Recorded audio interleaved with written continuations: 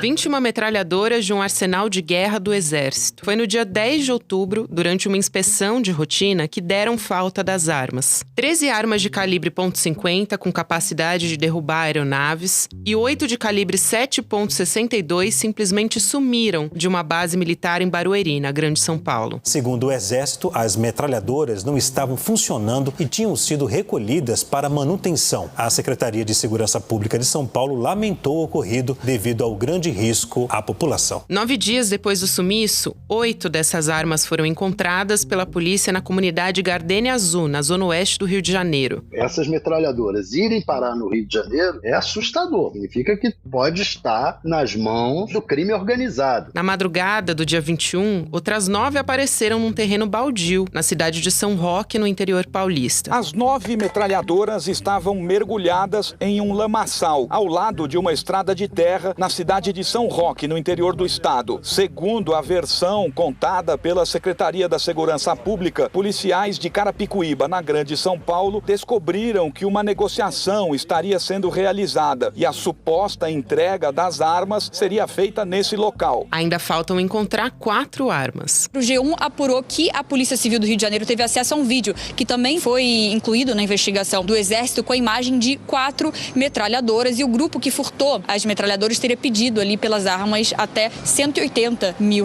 Como resultado, o Exército anunciou que 19 militares foram presos de forma administrativa e eles estão cumprindo pena disciplinar por falha de conduta. Mais 6 militares estão sendo investigados no mesmo processo administrativo por falhas na conferência dessas armas, no armazém do batalhão. O caso levantou debate sobre um possível conluio entre o Exército com as facções criminosas. Agora, o Brasil vai passar limpo, vai passar um pente fino nesses quartéis para saber exatamente o que está acontecendo nos batalhões brasileiros, porque a gente está vendo aí mais um crime com a participação direta de militares, com a participação não do alto escalão, não de generais, mas de fardados, com a conivência de muita gente importante, de muita botina pesada. Por que não se abriu uma investigação imediata por esse furto? Por que não tinha boletim de ocorrência? Como é que esse armamento pesado e volumoso ia ser transportado se não tivesse ajuda de alguém de dentro da própria base militar? O Comando Militar do Sudeste soltou uma nota pedindo que quem tiver informações sobre as 4 metralhadoras que ainda não foram encontradas entre em contato com o número 0800 358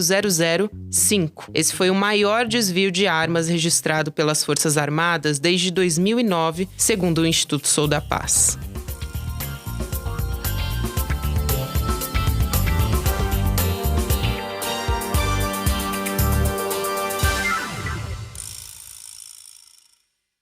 Segunda-feira, 30 de outubro de 2023.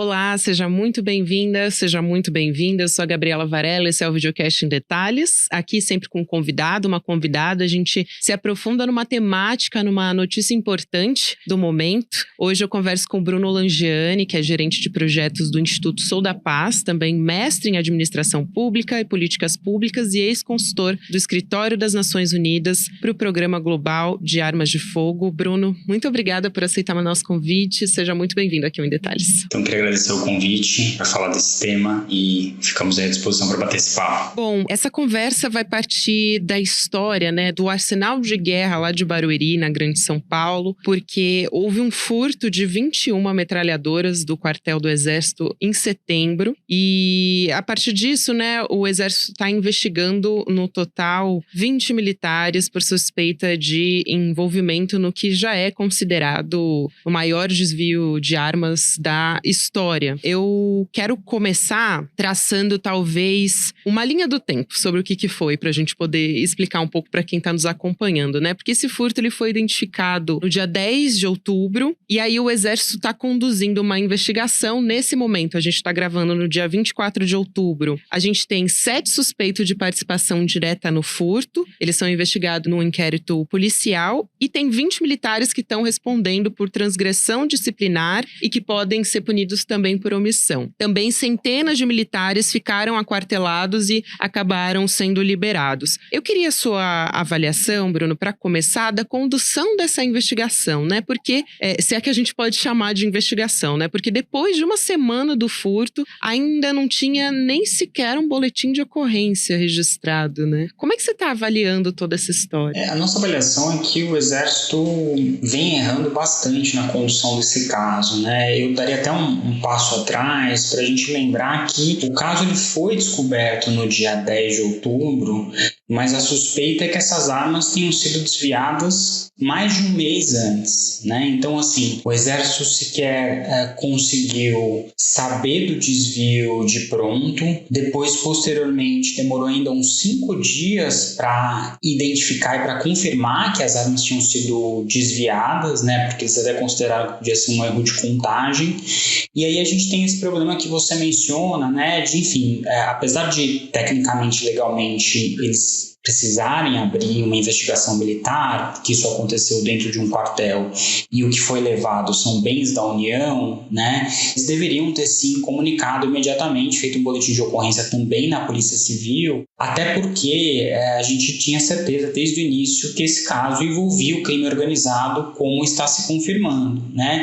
E crime organizado, quem tem, né, ferramentas de investigação, quem tem já uma listagem de pessoas suspeitas, monitoramentos constantes, são as polícias investigativas, seja a Polícia Civil do Governo do Estado de São Paulo, do Rio de Janeiro, né, das polícias estaduais, seja da Polícia Federal, né? Então, o Exército demorar nessa informação, demorar nesse contato, demorar nessa cooperação, ao fim e ao cabo, quem perde é a sociedade, porque é mais tempo, né, que a gente tem perdido para a recuperação dessas armas. E aí eu te pergunto, Bruno, se a gente consegue falar numa espécie de conluio entre o Exército e o crime organizado, porque de que maneira que essas metralhadoras poderiam sair do quartel? Assim, que tipo de logística seria necessária, né? A gente está falando de um armamento muito pesado, né? São metralhadoras, objetos grandes, chegam a ter 1,70 m. São 2 tipos, né, de metralhadoras que foram furtadas. Um tipo delas tem poder, inclusive, de derrubar uma aeronave. Então, queria te ouvir a respeito disso também. Como é que seria feito? A desconfiança, inclusive, da gente ter o crime organizado envolvido nisso é justamente porque não é uma logística simples, né? A gente está falando de um desvio de dentro de uma unidade militar, onde, teoricamente, todo mundo tem que entrar e sair com revista, né? Especialmente com veículos, de objetos que estavam dentro de armarias trancadas e um volume de objetos transportados que supera aí meia tonelada. É algo muito volumoso, algo muito pesado e que necessariamente precisaria envolver uma série de pessoas, tanto as que foram diretamente envolvidas em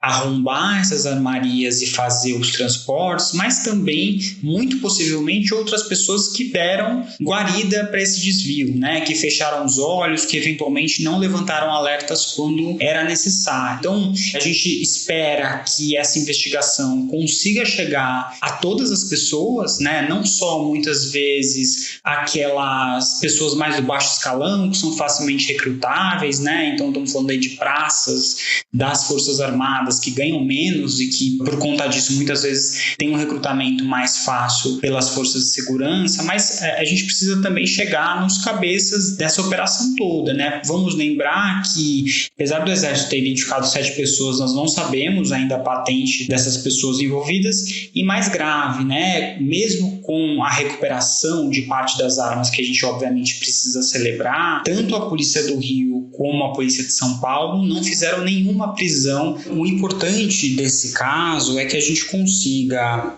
principalmente, fazer a identificação de todo mundo envolvido, não só dessas pessoas que fizeram o arrombamento da armaria, que fizeram o transporte, que muitas vezes aí são pessoas do mais baixo escalão do Exército, né, de patentes mais baixas, mas também todas as outras pessoas que muitas vezes em cargos mais altos possibilitaram as falhas que levaram a esse desvio, né? E acho que é importante a gente lembrar que, apesar da gente celebrar e comemorar bastante que parte das armas foram recuperadas, nem a Polícia Civil do Rio de Janeiro, nem a Polícia Civil de São Paulo fizeram prisões quando das apreensões das armas, né? Então a gente até agora não tem ninguém do crime organizado ainda preso, mesmo sabendo que há gente do crime organizado tanto em São Paulo quanto no Rio envolvidos nesse caso. E para além disso, eu acho que o mais importante, especialmente para não deixar esse caso cair no esquecimento com a quantidade de notícias, né, da pauta quente no Brasil, é a gente cobrar do Exército uma investigação e correção de todos os problemas que possibilitaram esse desvio, né? Como eu disse, a gente teve aí quase uma semana para o Exército confirmar que havia de fato perdido as armas, né?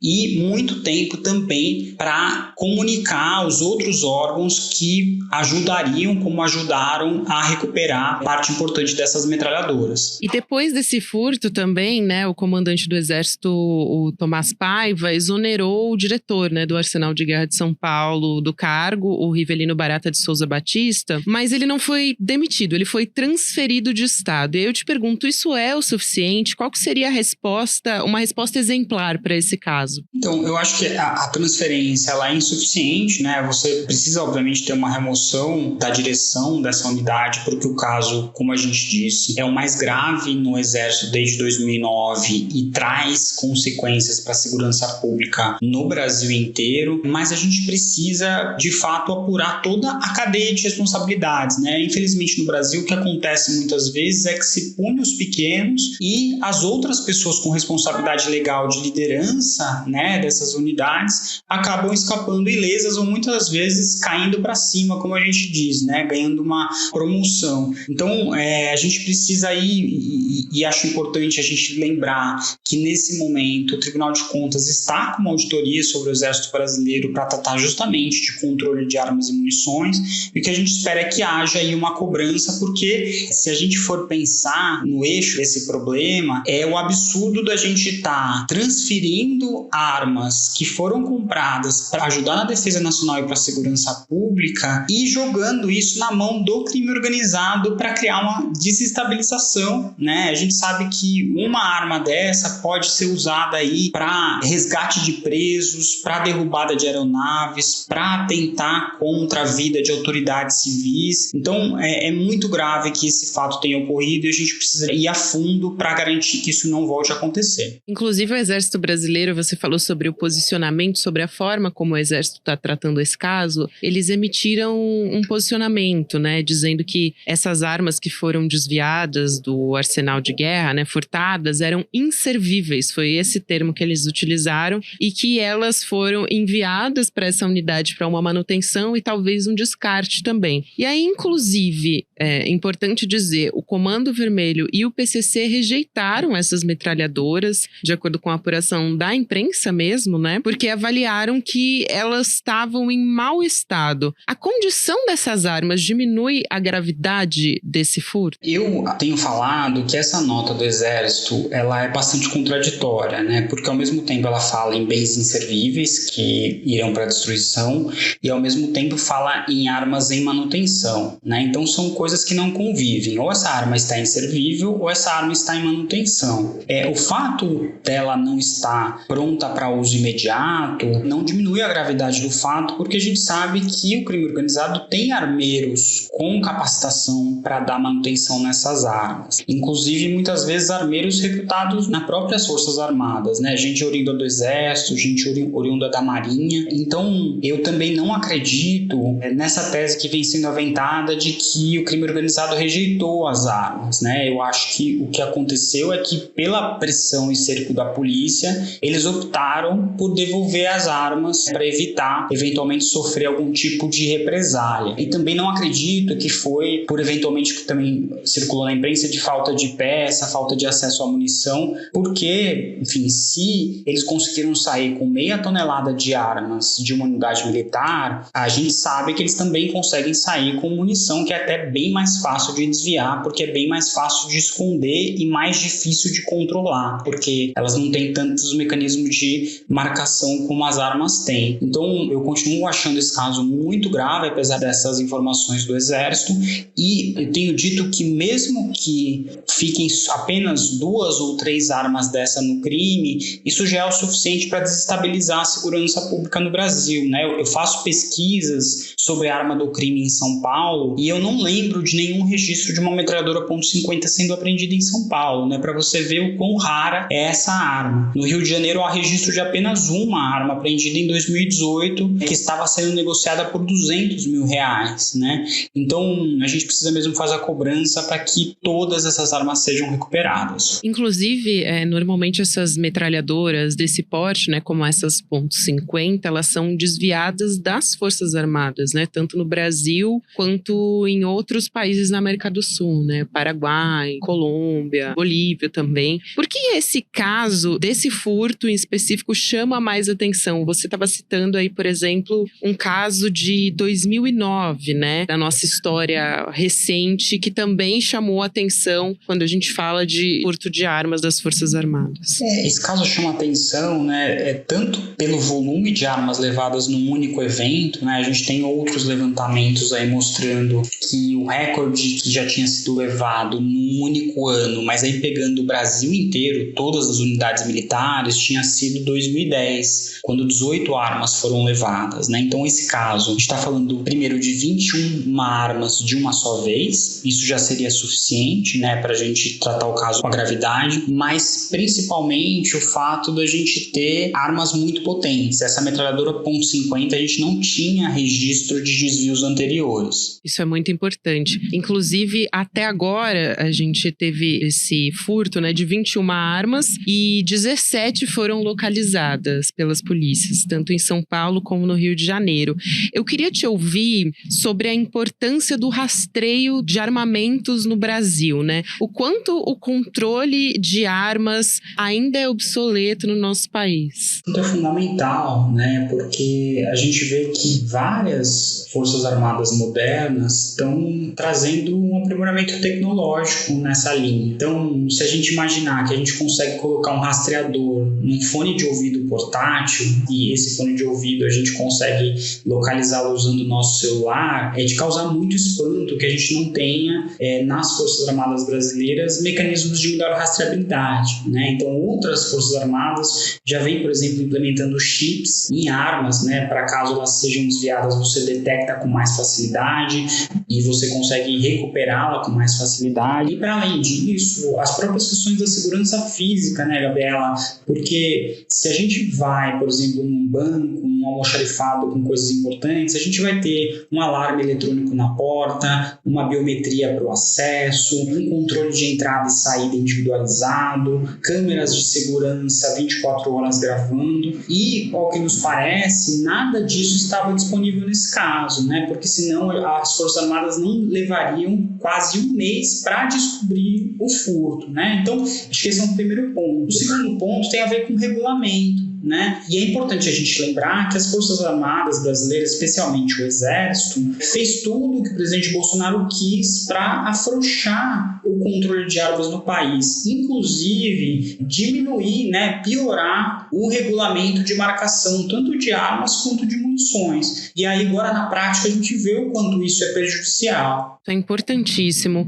E, Bruno, eu pergunto também pela sua experiência a respeito do deslocamento, né? A gente falou um pouco disso, mas entrar no que a gente tem de apuração até agora a respeito do furto dessas armas, né? A gente tem a apuração de que essas armas foram realmente furtadas de uma vez só, porque realmente demandaria muito mais mobilização, enfim, logística para conseguir fazer esse transporte, né? E se isso fosse feito de maneira na pinguela, né? Vai, retira uma quantidade, depois outra, seria uma outra logística. Então, acho que é importante falar a respeito disso também. também, além daquilo que a gente já explorou, que é ter a colaboração do Exército para conseguir efetivar essa ação toda, né? Acho que o mais provável, né, pelas informações que foram divulgadas até agora, é que isso tenha sido feito de uma única vez, até porque houve aí um arrombamento e depois uma substituição de lacre, e que se aproveitou aí de um momento de menos pessoal no batalhão por conta das festividades aí do 7 de setembro, para retirar essas armas, ocultar e fazer a saída provavelmente num veículo do próprio Exército, né, ao que se está especulando. A gravidade, de novo, né, da gente falar dessa demora na descoberta,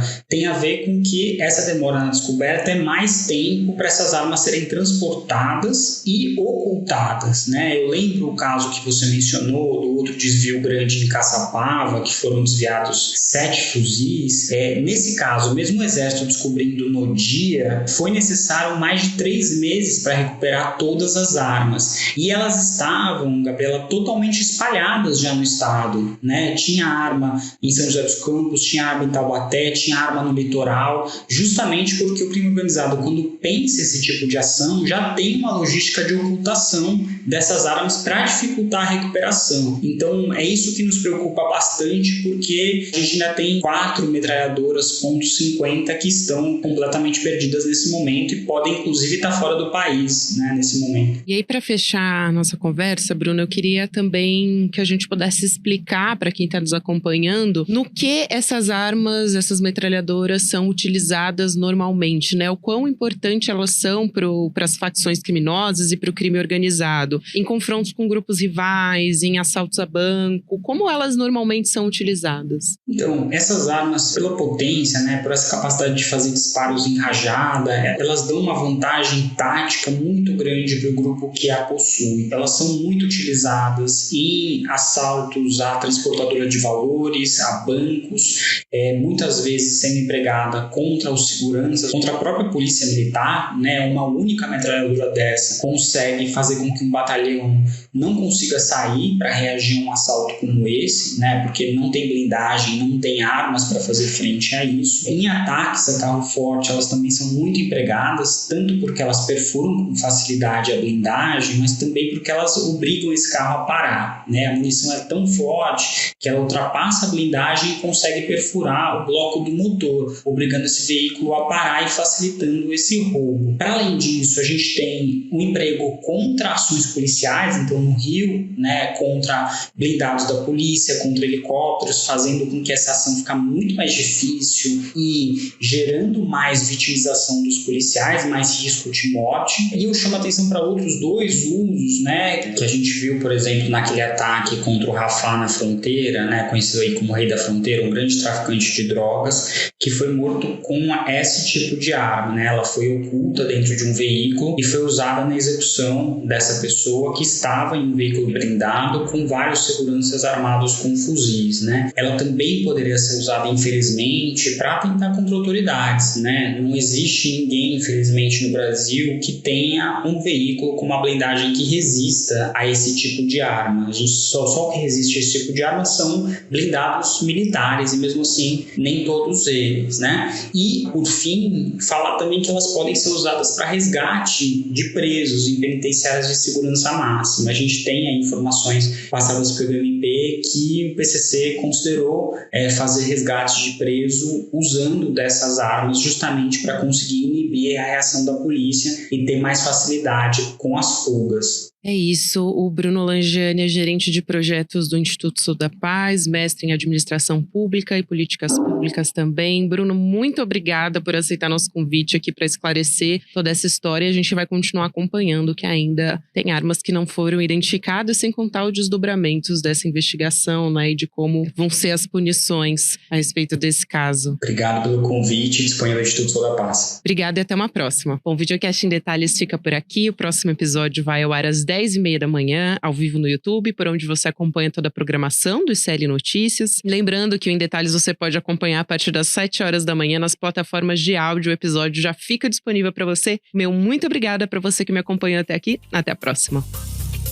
Eu, Gabriela Varela, faço a apresentação e a coordenação do Videocast em Detalhes. O roteiro é feito por mim e pela Ana Carolina Navarro. A direção técnica de gravação é de Guilherme Bessa, Bianca Pasquim e Caio Marinato. A coordenação de transmissão é de Malu Pessoa. A operação de áudio é de Igor Santana e de vídeo do Gabriel Vento. A produção jornalística é da Elô Macrini. A vinheta original é do Caio Marinato e a edição de áudio e sonorização de César Degani. A direção de mídias sociais é de Joema Martins e a direção de arte é de Stella Spironelli. A coordenação de artes gráficas de Isabela Chiara e a direção de programação é de Maurício Arruda e a produção executiva de Eduardo Moreira e Rafael Donatiello.